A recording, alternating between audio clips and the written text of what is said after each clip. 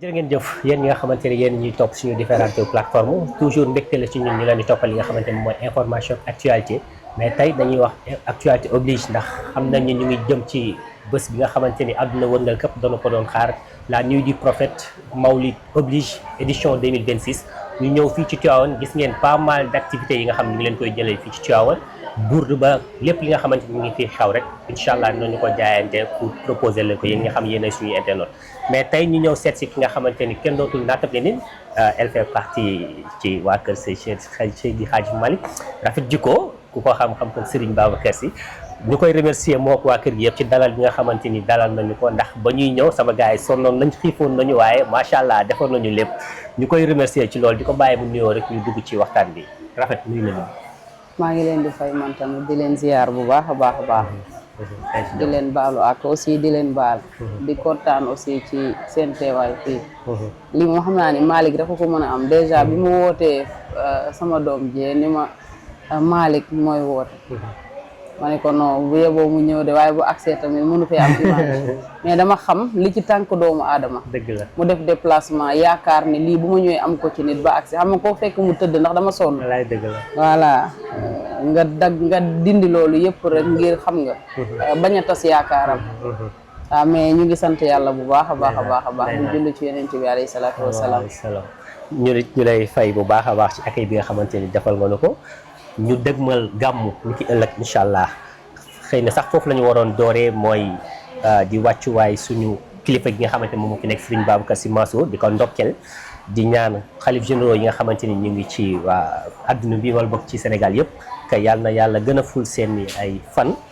ba liggéey bi nga xamante ni bëgg nañu ko liggéeyal seen ay maam ak seen ay baay incha allah ñëpp fekkee ko te ñoom ñu résoudre ko ñu bàyyi la sax nga ndokkeel leen ba ko ñu door a dugg ci waxtaan bi. waaw dañuy wax alhamdulilahi rabbil alamin di ñaan Serigne Babacar Sy Mansour yal na yàlla guddal fanam te dolli ko wér ci dooley Seyduna Muhammad alayhi salaatu wasalaam tey lañu ko àndoon nag suñu frère bi di Ngagne Diop Mademba moom lañu ko àndaloon tey ji ndeysaan demoon seeti ju ko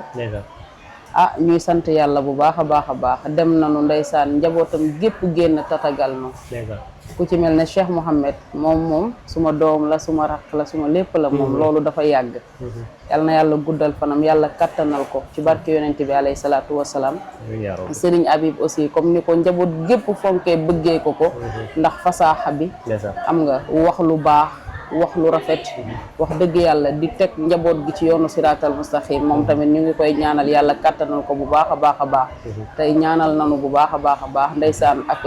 Serigne Cheikh bi nga xamante ni doomu Alaaji Abdoul Aziz Sy Dabakh la macha allah ñu ngi leen di ñaanal yàlla kattanal leen te dolli leen wér ci barke yonent bi alayhi salaatu wasalaam di ñaanal ki nga xam ne nag mooy sunu Serigne bi Seydil Mouhamadul Moustapha ibnu Serigne Cheikh Tidiane Sy Al Maktoum yàlla na ko yàlla kattanal amiin yaa rabbi Serigne Moustapha notre responsable moral yàlla na gudd fan yàlla na wér yàlla na ko yàlla aar yàlla na ko yàlla sàmm ci barke yonent bi alayhi salaatu wasalaam ah gëm naa ni bu maam ji dellu si woon du defaraat toogaayam gëm naa ni bu Serigne Cheikh Tidiane Sy Al Maktoum dellu si woon itamit du defaraat toogaayam kon alhamdulilahi rabbil alamin ndax maanaam kilifa gu nekk sak njaboot rek wane nañu yow yaay kan maanaam ñun rek ku bàyyi xel ci ñun rek xam kan mooy Serigne Moustapha yal na ko yàlla aar yàlla sàmm ko yàggal fi képp ko sant si ci barke yonent bi alayhi salaatu wasalaam bàyyi fi jullit yëpp insha allahu rabbi keroog gis nañu ci balaa ñoo dugg ci la nuit du prophète keroog sax gis nañ benn image boo xamante ni viral na trop ci Moustarchidine yi ñoom ñuy burdu muy taw gisuñu kenn déplacé wu gisuñu kenn jóg ñëpp toog taw bi di taw seen taw ñuy burdu loolu la nga ko jàngate maanaam yar bi la yar bi Serigne Moustapha def ci njabootam loolu dafa dépassé maanaam boo nee leen jàkk rek da ngay xam ni kii Moustarchid la wala Moustarchidaat boo nee leen jàkk rek da nga koy xam ndax yar bi ci ñoom moo dépassé waaye ñu wax alhamdulilahi rabbil alamin rek ndax moom la ñu Serigne Cheikh Tidiane Sy Al Maktoum bàyyee wax dëgg yàlla mu def kéem kattanam ci njaboot gi tey boobu ba léegi yàlla rusloowu ko ci yàlla bu ko ci yàlla rusloo insha allahu rabbi amiin ñu koy ñaanal bu baax yàlla na gën a taxawu liggéey bi ndax comme ni mu ko waxee rek loolu c'est à saluer ndax xam nañu yombul ku mën a tenir champ de course di ko dawalee comme ni ko sa baay daan dawalee loolu dafay jar ñu koy rafetlu ñu dëgmal bés boo xamante ni àdduna da koy xaar dëgg la bu ñu nee gàmmu xel dina dem ci Tivaouane waaye gàmmu fépp la te fu ko nit defee rek am na gàmmu tey lan nga ñu mën a wax ci la nuit du prophète bi nga xamante ni ki ëllëg lañ ko war a célébrer fii ci Tivaouane. xanaa di am cofeel gu rëy ci Cheikh Seydil Hadji Malick radiyallahu taala anhu gàmmu fépp lay amee ndax fépp fu ko waaye defee baax na waaye Cheikh Seydil Hadji Malick ga ko fësal moo fësal guddig yonent bi alayhi salaatu wasalaam maanaam bi kenn gàmmul Cheikh Seydil Hadji Malick ga gàmm waaw loolu nag nekk fierté bu rëy a rëy ci njabootu Cheikh Seydil Hadji Malick ndax fukki fan nga burdul ko yonent bi alayhi salaatu wasalaam noppalu du bésu tay bii suba ñu gàmmul ko maanaam ñëpp mën na noo gàmm waaye burdu Cheikh Seydil Hadji Malick ga koy def kon macha allah rabbi lu baax nag bu ci ay nit ñu demee ba kenn ku ci nekk jël ko def ko sa yëf loolu ak cant la Cheikh Seydil Hadji Malick bu dellu si woon xol ba dana sedd ndax lu baax bu ko kilifa dee def wax dëgg yàlla bu sañoon ñëpp roy ci loolu kon ngay def lu baax di tàntal yonent bi soxlawul benn bés bu dul bésu yonent bi alayhi salaatu wasalaam bés yëpp bésu yonent bi la alayhi salaatu wasalaam waaye guddi gi mu juddoo nag alayhi salaatu wasalaam guddi googu la nuy màggal macha allah mu bañ a tànnal boppam bés ngir yonent bi alayhi salaatu wasalaam ak cant rek la nuy wax man yonent bi laa bëgg man yonent bi laa fonk man yonent bi laa gëm man yonent bi mooy sama lépp alayhi salaatu wasalaam aw ma lu ëpp sayduna muhammad sallallahu alayhi wa sallam aw ma lu ko raw maanaam jëmm ju ma xool bëgg la sax yonent bee tax ma bëgg la alayhi salaatu wasalaam cofeel gi daw ci sama digganteeg Cheikh Seydil Hadji Malick jàng bi ma jàngal yonent bi ba ma xam kan mooy rasulillahi alayhi salaatu wasalaam moo ko waral kon yal nanu yàlla fayal Cheikh Seydil Hadji Malick mi tax ñu xam kan mooy rasulillahi waaye ku ñam yonent bi wallahi al azim dootuloo ñamati dara ci àdduna ba mu saf la yal nanu yàlla bàyyee suñu cofeel ci yonent yàlla muhammad alayhi salaatu wasalaam moom rek laa bëgg ñu gis tamit ni mu ko defee moom maam Cheikh Hadji Malick bàyyi na fi Taysiir bàyyi na fi Xilaas bàyyi na fi téere yu bari yi nga xamante ni moom bind na ko jël burdu bi nga xamante ni Mouhamadou Bouchayri moo ko bind foofu lan la fay jàngale waaw Cheikh Seydil Hadji Malick maanaam jàngaleem yëpp weesuwul yonent bi alayhi salaatu wasalaam maanaam jàngalul nit ci loo génne ak loo mën a jàng nag ci loo nga xamante ni Cheikh Seydil Hadji Malick bi ko fi bàyyi génnul yonent bi alayhi salaatu wasalaam ndax xam nga mag mi dem ba ne maanaam mën na nangu yonent bi ëpp ko tànk waaye moom fu mu teggee mu teg tànkam maanaam sunna si yonent bi rek la roy alayhi salaatu wasalaam waaye léegi ba ci ñun taalibe cheikh yi boo ne jàkk ci sunu xar kanam yi sax da ngay gis ne sunna si yonent bi alayhi salaatu wasalaam ci la ñuy topp taalibe cheikh nag yombul ndax amaana bëgg nañu ko doon waaye du lu yomb waaye képp ku ko yàlla def tey rek ndeysaan dama xamatul Serigne Cheikh moo ko wax wala Serigne Habib ñoom ñaar am na daal ku ko ci wax xamatuma daal ndax Serigne Cheikh a ko waxtaanee wala Serigne Habib bu xalifa bi mu ne Cheikh Seydil Hadji Malick nee na waaw naka la ko waxee sax waaye am nga waxi kilifa yi ndeysaan des fois day lëmbajoo ba pour nga expliquer ko voilà day xaw a doy waar waaye am na wax bu yéeme boo xamante ni wax na ko sànq ci Cheikh Seydil Hadji Malick moo tax daal amuñu lu ëpp Cheikh Seydil Hadji Malick amuñu lu ko raw waaw macha allah yàlla nañu ko yàlla fayal waaye duñ jaakaar yow te duñu wax ci Serigne Babacar Sy tey lan nga nu mën a wax loo xamante ni mës nga koo dund ak Serigne Babacar Sy ci ñoo xamante ni boobu nga mës ko wax wala bokk nga mosoo ko bañ a wax it tey lan nga nu mën a wax ci Serigne Babacar Sy xam nga daj dëpp gi nag Serigne Babacar la Serigne Babacar moom mooy daj dëpp gi moom moo fi nekk di faj soxla si jaam ñi maanaam Serigne Babacar jarul kenn ku ci nekk di wax ni fii laa jaar ak moom maanaam képp ku am cofeel ci Serigne Babacar am na fu mu jaar ak yow amaana fi nu jaar ak moom yëpp du lu nuy taxaw ci ay caméra di ko wax waaye daal Serigne Babacar leer nañu ni nangul nañu cofeel gi ñu ko am bi ñu ëmb suñ digganteeg moom loolu moom Serigne Babacar nangul nañu ko bëgg nañu ko ba mu xam ni bëgg nañu ko ba noppi muy sunu maam ndax sama yaay ji tëdd Serigne Babacar moo nekk baayam waaw ndax maam Roqaya Ndiaye yaayu Serigne Babacar Sy mooy bàjjanu Serigne Ndiaga mii jur sama yaay macha allah voilà kon ñun li Cheikh Seydil Hadji Malick doon wax rek ni ëllëg bëggul ñu ràññat le njabootam ak ay taalibeem moo tax nag ñun ay taalibe la ñuy doon tey rek ndeysaan Serigne Cheikh bu Alaaji Abdoul Aziz Sy Dabakh doon na ko wax ndeysaan moom di insister ci que ni moom taalibe la bi may wax ak moom rek ni ko sëñ bi maa ngi lay ziar dañu ma déet Njaay waruloo ma ziar man maa la war a ziar maanaam taxawaayu taalibe googu ñu taxaw nga xam ne fa la ñu Alaaji Malick teg te ni njaboot gi bu ñu leen xàmmee ak taalibe yi ndax gëm naa ni taalibe gi dara ëpp ko solo même boo bokkee ci biir famille bi aussi waaw taalibe gi daal ñun loolu la ñu bëgg di doon ba keroog ñu leen di fekk ji incha allah kon tey yow li ñu mën a jàngee ci loolu moom mooy nit da ngay modeste ak dayoo boo mënti am yow gën a la suufe sa bopp ndax ñoom ñi nga xam ne ñooy kilifa yi dañu naan man maa war a ziar kon foofu dafa mel noonu lay jàngale loolu xam nga ay njàngale yu rëy a rëy la waa kër Cheikh Seydil Hadji Malick gi leneen lanu soo jàkkaarloowee ak seen jëmm yu tedd yi maanaam da nga leen di gis yàlla ci ñoom ñoom da nga leen di xool di gis yàlla ndax gis yàlla gi moom moo nekk maanaam ragal yàlla gi nekk ci ñoom maanaam bañu la wan ni la ñun la diw ñoom fi ñu toll mënoon nañu wane lu nekk waaye loolu yëpp defuñu ko maanaam ñoom xam nga lan la ñu gëm di la jàngal kan mooy yàlla kan mooy yonent yàlla Muhammad sallallahu alayhi wa sallam di la teg ci yoonu siraatal mustaqim ba képp koo nga xamante ni njabootu Seex Seydi Hadji Malick boo ko gisee ala kulli al cofeel day dox ci sa diggante ak moom kon yàlla nañu leen yàlla fayal rek insha allahu rabbi waaye lépp Maodo la amiin yaa rabbi lépp Maodo la te xam nañ ni sax li ñu war a waxtaanee ci gàmmu gi wallaay bëri na te it yow xam nañ sa temps mooy la ko sànq bi ñu fi yegsee ñu ngi gis yaa ngi ci préparation yi nga xamante ni dès demain war nga ko dund ci gàmmu gi ñuy ñaan yal na yàlla nangu lépp loo xamante ni jaabu nañu ko ci suñu borom rek yàlla nañu ko fay ci dayoom waaye jigéen nga tey am na loo xamante ni dafa am récemment mooy benn soxna boo xamante ni sax fii la amee ci Tivaouane boo xam dañu ko sàkku ba pare jël bakkanam en tant que jigéen bi nga yëgee loolu lan nga nu mën a wax ci métti rek laa ci am xaw ma boobu dugg si ngeen xaw ma avant ngeen di dugg si la laa koy wax sama sœur bi Yasu Ndiaye naan ko ndeysaan xale bi nu rey de ñu ngi wax ni xaw ma sëriñ bi voilà moom moo digal waa ji ndax bëgg alal wala nangam léegi voilà sànq rek maa ngi ko koy wax mu doon lu metti wax dëgg yàlla maa ngi koy jaale ay mbokkam bu baax a baax a baax a baax nday biigee yal na suñu boroom yërëm la te xaree la aljanay firdawsi say bàkkaar yal na ko yàlla yemale ci àddina jamono ji dafa toll foo nga xamante ni def ñaaw téefi ci réew mi bari na torop waaye nag ñiy def lu ñaaw lii maanaam dañoo war a taxawal ku rey nit ñu rey la ndax lii tamit métti na ba ci kanamu yàlla nga yor sa doom def ci moom li ko war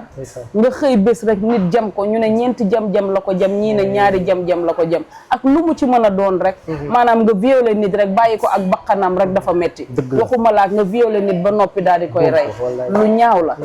yal na la yàlla atte ak képp ku nekk sénégalais ci àddina bi yow mi def jëf ju ñaaw ji yàq ñi nga ko àndal ñëpp sëriñ bi ñu ci tudd ak keneen ak keneen képp ku ci def loxoom yal na la sunu borom weer ba àddina bépp xam ko waaw doy na waar daal metti na ba ci kanamu yàlla xam na ko doy na waar est-ce que jotul tamit ñu indi peine de mort Sénégal parce que lii mi ngi gën di bari toujours dañ koy dégg toujours dañ koy déggaat est-ce que tamit peine de mort du jar ñu ñëwaat ko Sénégal yàlla de ay waxam ku ko teggi maanaam pour nga gis loo neex ci sa àddina du yomb peine de mort moom ku rey ñu rey la maanaam loolu l'islam moo ko exigé ku rey dañu laa war a rey ku sàcc ñu dagg sa loxo gis nga yooyu dëkk yu bari yoo xamante ne dañ ko fa exigé yooyu du fa bari ndax dañuy xam ne lii boo ko defee buñ la jàppee lan moo la ci mën a fekk xam nga bakkan ak ni mu fooree néew na nit rey nit ba pare te xamuñu ki rey nit ki kan la ak nag loo mën a def ak foo mën a dem yàlla dina ommat jaamu yàlla yi ba ñu xam ne yow yaa def jëf ju ñaaw ji waaye li tax rey mi bari ci suñu réew mi ku nu jot ñu rey la yow yenn heure yi ñemewuloo ko génn lu baree bari ñemewuloo ko def ci dëkk boo nga xamante ni ñu ne dëkk jullit la lu neex waaye def tamit doo comprendre daal loolu la ñu war a exiger muy peine de mort ku rey nit ñu rey la waaye xam nga am sa mbokk ba pare ñu rey ko kooku mu nekk ci kaso bi 10 ans 15 ans nga dégg ñu ne génnaat na nga nekk ci naqar boo xamante ne xam nga am na ay rey yoo nga xamante ni sax peut-être mën na bañ a nekk tayeef mais yi nga xam ne ay tayeef la xam nga violé nit ba pare rey ko ñu bëgg la jël dugal la ci biir kaso bii rek nga continuer sa dund yow foofu noonu ka nga rey moom mu ñàkk moom ak i mbokkam dëgg la dafa metti waaye Ndeye Bigué Ndiaye ñuy ñaanat encore une fois Ndeye Bigué Sène du moins yal na yàlla yeesal yërmandeem ci kawam jéggal ko te xare ko aljana ci suñu kàddu ñu ngi jaale way juróom bu jigéen bu fekkee way juróom bu góor mu ngi fi ñu ngi fi ak képp koo xamante ni xam na ko rek ñu ngi koy ñaanal yal na ko yàlla yërëm jéggal ko te xare ko aljana comme ni ko suñu sister bi waxee dëgg la yàlla moo ñu gën a bëgg ñun moo ñu gën a bëgg ñun ndax moom mi nga xam moom moo teg ay chartam ne lii laa bëgg ngeen doxee ci jullit yi xëy na comme dañoo am ay kilifa ñoom dinañ ci bàyyi xel waaye daal mu nekk loo xamante ni metti na te it doy na waar chaque jour ñu ngi koy gën di dégg bu fekkee amoo leneen loo xamante ni mën nga ko ci kii ñu bàyyi la nga tàggoo rek def tàggoo bu dul tàqalikoo ndax xam nañ ni yaa ngi ci préparation yi waaye sant rek alhamdulilahi rabbil alamin di ñaan yàlla nañu ko teewewaat déwén amiin yaa rabbi di gërëm sama frère sama xarit muy Mademba Diop mi nga xamante ni moom kër gi di ko ñaanal yàlla guddal fanam dolli ko wér moom ak ay soxnaam ak njabootam yépp ci dooley Seyduna Muhammad alayhi salaatu wasalaam maa ngi koy sant bu baax a baax a baax a baax di ko gërëm ci taxawaay bi ci cofeel bi ci yëg-yëg bi ci sagoo bi waaw ndax daf may sagoo ba ma xam ne daf may sagoo ndeysaan wax dëgg yàlla yal na ko yàlla defal jàmm yàlla defal jàmm mais seen la 11 bi Baye Demba waaw xam nga loolu aussi mënta ñàkk mais dañ doon bàyyi bay tëj ci fin ba ñu daal di ko fay raaxaale maa ngi gërëm sama yaay ndax mu ngi nii tëdd yàlla guddal fanam ba suñu yéene yi ñu am ci moom yëpp ñu mottali ko incha allahu rabbi sama sœur Assou Ndiaye sama doom yi tëdd macha allah Fadjo ak Mouhamad yàlla sàmm leen sàmm njaboot gi yëpp incha allahu rabbi danoo dëgmal bés nag mu ñu dëgmalee bés faaw ma jàkkaarloog yéen wax ak yéen mënta ñàkk ndax nag réew mii duma fi alafinti nag déedéet maanaam maa ngi def sama kéem kattan ndax maanaam mbaax ku ci juddu def lu baax rek la war kese waaye nag ci la ñu juddu ñun ci mbaax ci lañ ñu yar ci lañ ñu tasagal ba nu doy nii nu doy kon leneen lu mënoon a def lu dul mbaax da ngay gis ku ma xam dëgg xam fa ma jóge xam fa ma cosaanoo daf may wax ni ma leneen loo mënoon a def lu dul nii ngay doxee bal tàq ci sa kaw segam mbaax nag ngeen xam ci suñu jëmm yi wax dëgg yàlla danoo def mbir série bu ñu def mu tudd jamono ñu ànd ceeg suñu doom suñu xarit di Baye Demba Congaan réalisateur bu mag bi nekk Alaaji Bigi suñu sister nu mu tuddati sax ummu ak ay gars yoo xamante ne ñoom la ñu àndal ci liggéey bi mu doon liggéey bu rafet a rafet incha allahu rabbi nag lancement bi ñu fas yéene koo def le 11 septembre bii bu neexee yàlla inchallah may wax képp koo nga xamante ne am nga cofeel ci sunu jëmm yii invité nañu la ci bés bi ngir jëmme yonent bi alayhi salaatu wasalaam ngeen ñëw sagal nu toog ci salle bi ñu seetaan les 2 premiers épisodes wala les 3 premiers épisodes ñu seetaanandoo ko foofu ca cinéma Pathé à partir de 17h nag na fa fekk ñëpp ndax xam ngeen ni cinéma Pathé dañoo respecté heure bi ñu la wax boo ci dawee yotaa dëgg la da lay leer ni la moom ndax ñun heure bi ñu wax la ñu war a jeexal heure bu jotee dañuy jeexal ñu pare ak ñu ñàkk a pare kon yéen ñi ñuy jox rendez-vous ñëw leen à partir de 17h na fa fekk ñëpp 17h00 nag laa wax bul ci teg dara entrée bi 5000 francs la wax fa dëgg yàlla xanaa nag loolu nag wax dëgg yàlla mënal ngeen ma ko junni ngeen ñëw seetaan lu li ñu def série bi maara day taal yi mësta am te li grand sax jamono ça veut tout dire jamono ji lañ nekk moo yow ci jamono la ñu nekk te jamono la ñu duppee série bi waa jamono nag lépp lay wax li ci jamono bi lépp la ñu wax lépp la mët nañ ko saytu ko te rafetal ko nag xam nga ñun suñu liggéey aussi dafa am solo ndax segam suñu image yi dafa rafet du ñu bëgg a def dara loo nga xamante ni mag du ko mën a seetaan wala doo ko mën a seetaan ndoog sa njaboot dama ni